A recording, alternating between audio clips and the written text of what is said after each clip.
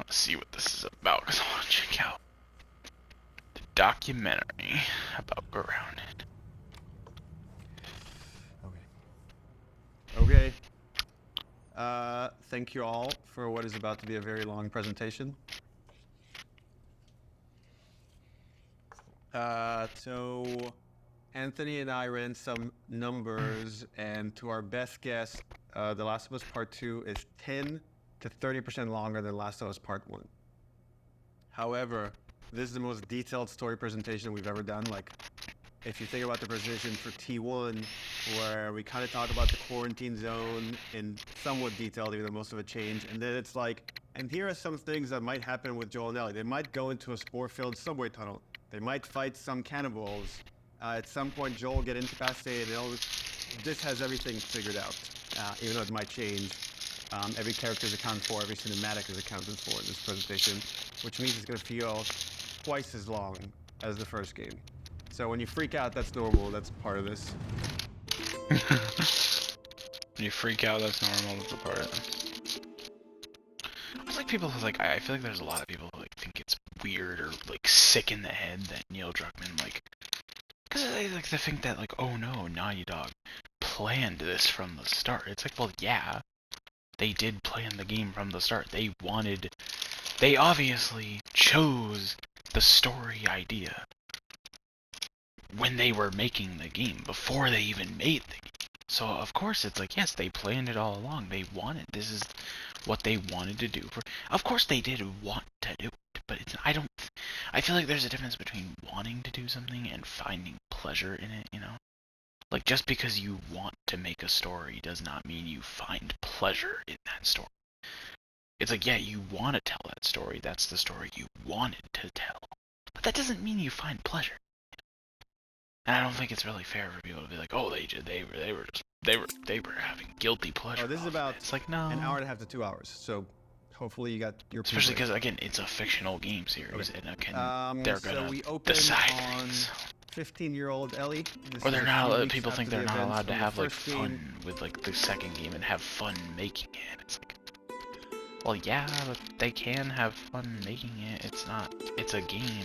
It doesn't actually exist. There's a doorway leading down to this basement. I know it feels like, again, people immerse themselves, but when you gotta look at these things. Like, if you're watching a documentary based off a game, take all that immersion away and say, okay, this is about the development. It doesn't make any sense to her. Not, and she starts to go downstairs. not Tommy taking grabs the her hand and stories. tries to stop her, but he's too weak. She rips her arm away, and she heads down. And with each step, and then shock just sets in, and she screams and tries to grab his body, and Dina comes and rips her away, and on that cacophony of sounds, silence.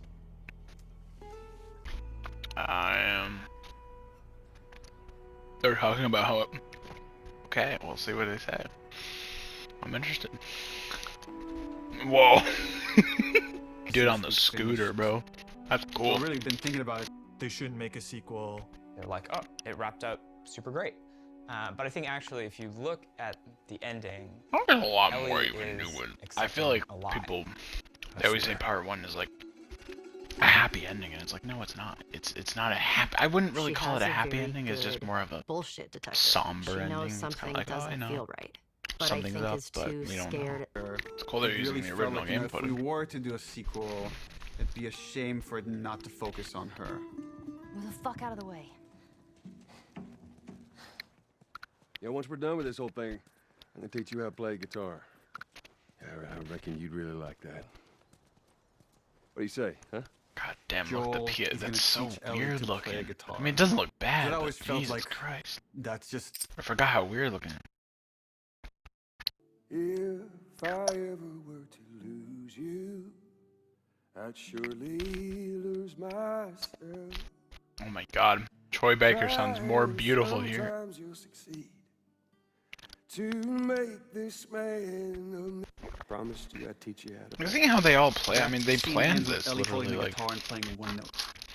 this game seemed to be very planned, like, really early on, And even that at, image like, was so strong in my mind.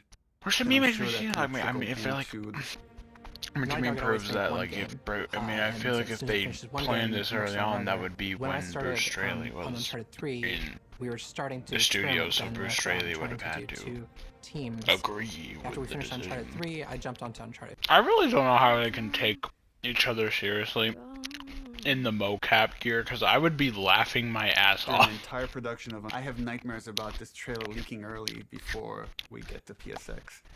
Did it actually? I don't remember. It's longer. Damn. I became really intrigued with the idea of the cycle of violence and how like certain events would trigger acts of violence that then would beget more acts of violence.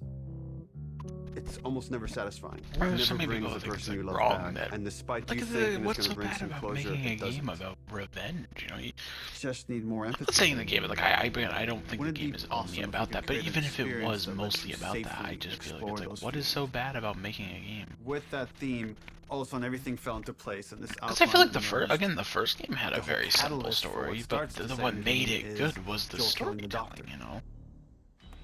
And I feel like it's like, I feel like when people, I don't know, That it's weird feeds that right people back in get that idea mad of that about cycle of part 2 violence. having a simple story, That but sets it's up like, this whole kind of sequence of events.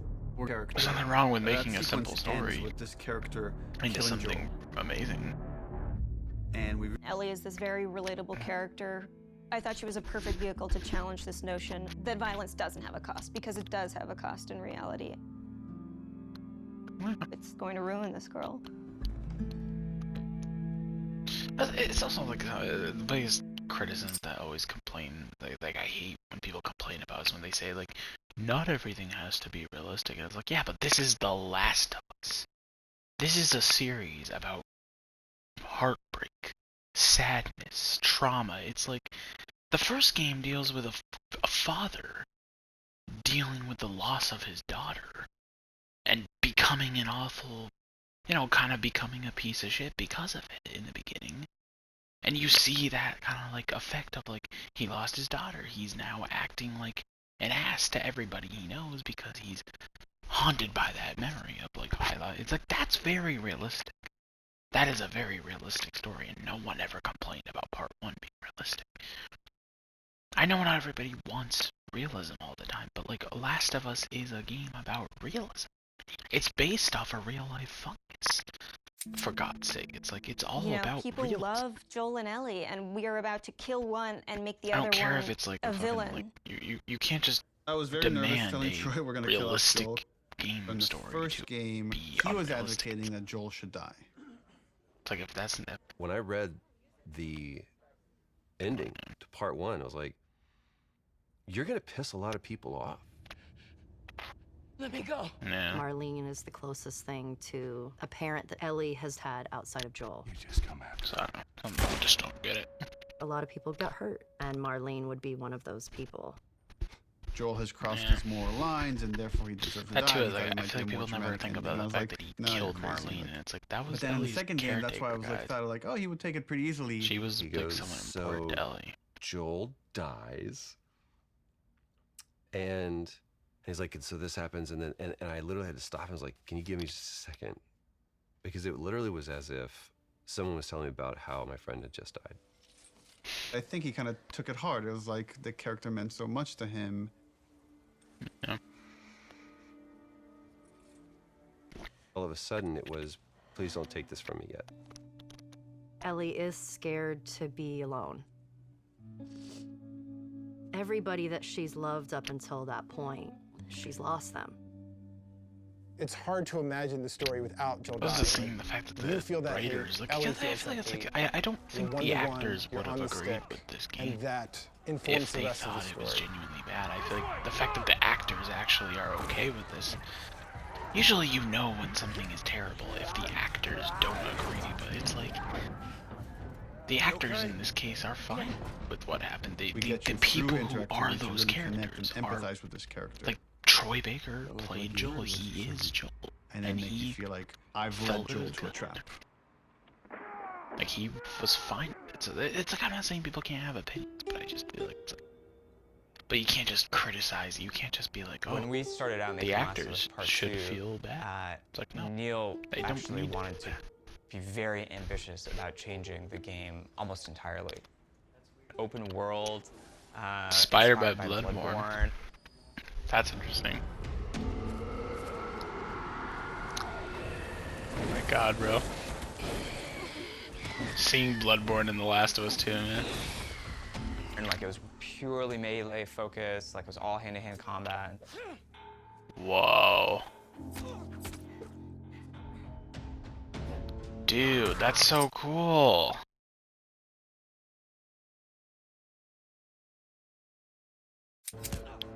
It wasn't just the melee combat, we were also looking at sort of layout structure. Bloodborne had a very sort of an open space that sort of kept getting bigger and bigger. Dude, as this you is explored. dope. I really like. It was supposed to that be, feeling originally you part get 2 was of supposed to be mastery inspired by over Bloodborne. the world. Bruh. It starts to become kind of almost a character in the game itself. So this game was gonna it was gonna be like a Bloodborne-esque And so game. That would have something been we were really looking weird. at. I don't know if I would have loved that personally, but I wouldn't have hated like the inspiration. As humanly possible from the first game. I mean, obviously, if it's just inspired, I and wouldn't then mind kind of that, dialing it back, the open world thing didn't work with. Definitely the would have story been a that we little were trying bit to tell. crazy. So in pre-production, we spent a lot of time just. It's so doing cool seeing how setups. it genuinely still plays like part 2 in the early builds, though. This is dope. Self-contained sort of units Look at that this. tried to expound on a single sort of idea. Holy moly. Trying to start out with sort of simple shapes and building up to more complex shapes, and starting out with one or two mechanics and building up to those mechanics. Even our experiments, we try to add like, Wow. as much context as we can. Like we establish a goal that you're going to be going for. We establish beats so that there's like an emotional journey. The stakes are raised. I love seeing game development footage. Figuring out some traversal. I'm so stuff, glad they're a doing lot it for of part 2, because climbing it's like, and dude, balance I have been beams wanting to and see this. Seeing how far we can sort of push Look at in this. that direction without it getting over the top like Uncharted. More sort It's of fucking verticality, pre-development footage of part 2. more use of grass and Oh stuff. yeah, I saw this one. I feel like when I look back, when I see this like pre-build, it looks a lot like Last of Us 1 a lot. I know. How long have you been doing that? It looks like it, you can definitely tell it was very built got an off the opportunity first to work game, and in then it QA, started to and get that more was, and more like. That was a great learning experience. I shipped The Last of Us and Uncharted 4.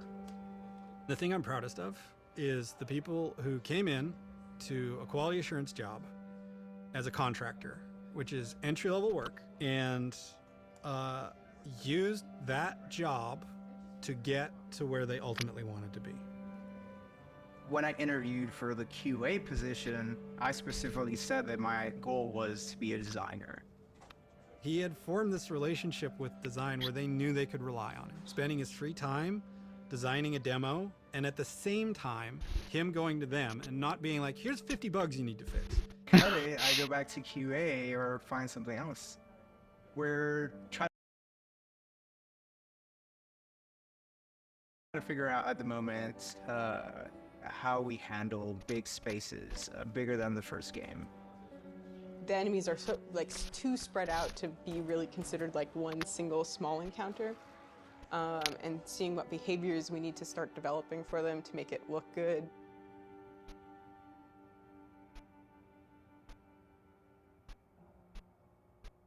The opening of CS. Assume that there's guys in this building, someone's trying to shoot at me from the second floor. So okay, if I'm on the horse and I'm getting shot at, I can't take cover with the horse, so probably first thing I'm going to do is jump off. And that's slow and clumsy, and maybe we can make that faster. It's like, but once I jump off, I'm going to want to take cover behind something. So cool, man. Cover. Now what the fuck do I do with this horse? I assume the enemies are going to shoot at it. If they don't, that's kind of weird. Does Dina ride off with the horse to help it stay safe? Well, that sucks, because I'm trying to build a relationship with Dina, and if my partner leaves me, that makes me like her less. I'm like, okay, so Dina has to get off the horse and take cover with me and help me engage with the enemies. Okay, but the horse is still there, so what happens with this horse? Does it ride off on its own in order to like protect itself? and then come back after. That feels too intelligent for a horse. That seems a little funny. As soon as there's range combat, the horse kind of makes it fall apart. What if we did this whole sequence on foot? How do I approach this building? Imagine this is more dense with cars and ferns and interesting ways for me to close this distance. Maybe when I get close enough, 2 militia guys come out. I have this little firefight with this front before I could rush forward and go into this building, climb up, and take out the sharpshooter that was harassing me. Really simple, small fight. Now there's 10 more. It just shows you how much goes into like game development too, which I think is really nice about it. Like it just really shows you how much goes into these games. And, like it's so much more than just boom bada boom bam bang. It's like even a linear game such as this can take so fucking long to develop, and it's like T1 as far as I love it. going more systemic and giving you options. It's always so hard for me to really like blame a lot of developers when they kind of like, you know, like I don't really like to just fully be like, oh, the developers didn't do this. It always will be, probably.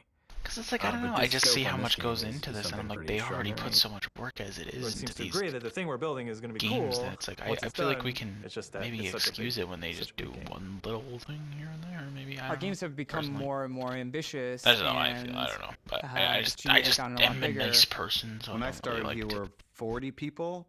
Now we're over 300. You can't handle that I don't many like to people be with a flat overly hierarchy. critical As we about grew, things, personally, we've had to introduce new titles just to control management, control communication. No producers at Naughty Dog. Ben Schwartz. There's so many talented people. The secret sauce of Naughty Dog is how collaborative it is. The secret sauce. You're kind of getting the freedom to go as far as you can go, but sometimes I think we need to be saved from ourselves a little bit. With The Last of Us 2, there's a real sense of opportunity. This is going to be a much cleaner production than we've done in the past. We're going to get it right this time. This is the first project that has had the proper pre-production period where we have locked down, for the most part, the story beginning, middle, and end before we started production. That hasn't happened. I don't know if that has ever happened, now that I think about it. It's a very, very messy process, which is, again, why it's a lot of times really difficult to schedule. I think right now we are planning on springtime of 2018. So when springtime of 2018 comes around, The Last of Us 2 isn't in stores, you can look back at this and say, well, I guess their plan wasn't exactly set in stone. Yeah, no, we didn't get it in 2018. It was 2020. Close, but no cigar. Historically, we've done very poorly at being efficient without the pressure of an external deadline. Every time we have some showing of our games, if it's going to be seen publicly, it's got to be one of the best looking playing things in the industry. For example, the first trailer was coming online at that 4. We need to figure out what the gameplay is, because right now it's just we've got a bunch of like cool prototypes and stuff like that, so it's scary, but we work well under pressure. We're hoping to be really aggressive and through 2017 just to really kick the project into gear as fast as humanly possible. We want to break it up. Once that meeting happened, it was just like, right, of course. I'm not in the Twilight Zone. It makes sense not to do this. It felt really nice seeing the leadership kind of having the team's back and seeing the logic of the situation in front of them. That's it. Yeah. Very interesting. Okay, so are you pissed off? Am I pissed off? No. What am I? I guess in one sense it's relieved because there was concern of whether we could hit the quality that we know we need to hit for both Lost Legacies and for what was going to be our E3 demo. And then on the other hand, it's kind of disappointed because I was excited to get this demo done and get it out there and get the reaction, but now it's going to have to happen at some other point. What we've decided to do is deliver the demo at around the same time, but that's going to be purely internal, and the demo won't be 100% shippable. And then we ship just the glossiest, best-looking demo you've ever seen. We burn that to a disk at the beginning of January, and then we don't touch it again, and nobody sees it until E3. It's going to be really interesting to see if we can really, really commit to being done, 5 months, 6 months in advance of E3 and not be tempted to say like, it could be a little better, let's go back. And we really just need to have the discipline not to do that. Abby evolved over time, and if you look at the concept art, like the character looked very different than where we've ended up.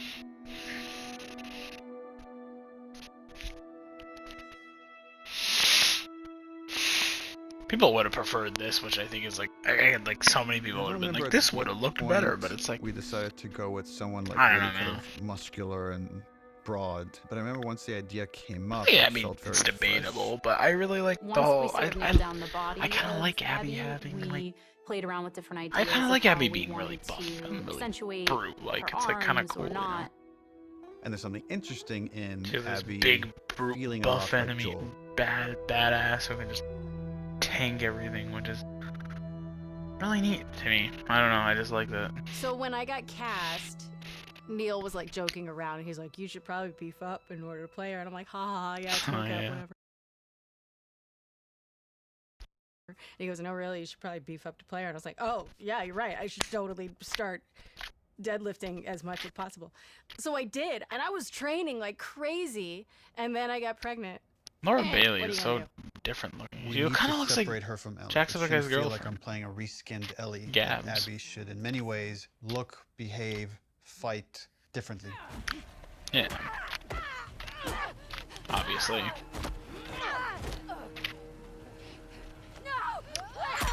So in gameplay, we've discussed, well, she needs to have different upgrade trees.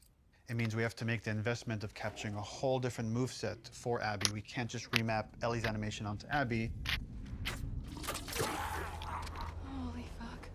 Abby has a fear of height, and there's stuff we're doing with the camera to make you feel vertigo. Yeah. And that helps build empathy. It makes this character real. She's aesthetically a very intriguing and iconic and powerful character. Abby, who are these kids? They saved my life. Can you take a look at her? Once she's killed Joel, what is Abby's motivation? What is she trying to achieve? Her redemption is really taking care of Yara and Lev, these two kids that are from a warring faction. You know, she has been taught to hate them. There is an inherent xenophobic reaction to them. It's about saying, can you come to love your enemy? Scars built all this? Seraphites. Yeah, I was gonna say that. These are kids that grew up in a very different context as Ellie, and, how they live their lives and experience the world is totally different. Got your present. I'm getting really attached to Lev. He's been able to keep his head up despite losing so much himself in a world that is so harsh. We're taking too long. Can't move any faster. Won't do your sister any good if we're both dead. I really like his dynamic with Abby.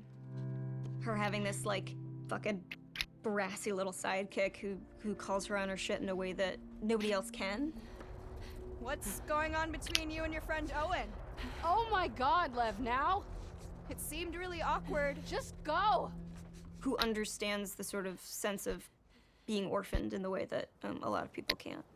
How long have you two been on the run for? 2 days. What the hell did you do? I shaved my head. They want to kill a little boy because he shaved his head. I am not trans, so it's a very delicate thing to tell a story of an experience that I've not had. And that's something that we want to take seriously. Did you hear what they called me? Yeah. Do you want to ask me about it? Do you want me to ask you about it?